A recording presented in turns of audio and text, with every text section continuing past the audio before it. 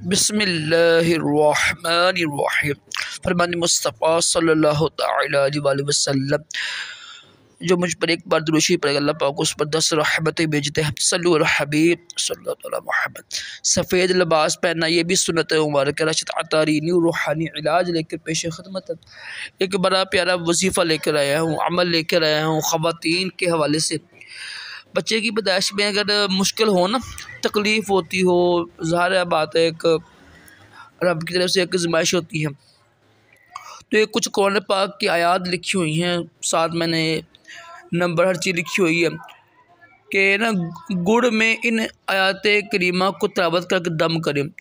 और जो औरत दर्द की शिद्दत से बेचैन हो ना और बच्चा पैदा ना होता हो उसे खिलाइएगा या पानी पर दम करके पिलाइए और थोड़ा पानी पेट पर भी यानी झटके। इंशाअल्लाह अज़्ज़ा वजल शिद्दत में कमी हो और बआसानी बच्चा पैदा होगा। ठीक है, ये सूरतें लिखी हुई हैं लेकिन कुरान पाक से यानी कुरान पाक से देख कर ना ये सूरत यूसुफ आयत नंबर 111 वो तब ही पढ़िएगा, क्योंकि अक्सर ज़ेर की गलती होती है। अल्हम्दुलिल्लाह लिखा फिर भी सही हुई है, सही लिखा हुआ है।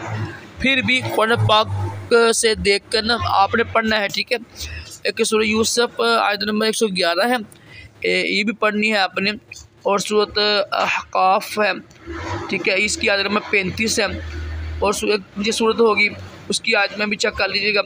तो ये आपने तीनों पढ़ के ना गुड़ में दम करें और ख़वातीन को खिला दें जिनके बच्चे नहीं होते, इंशाअल्लाह औलाद हो जाए।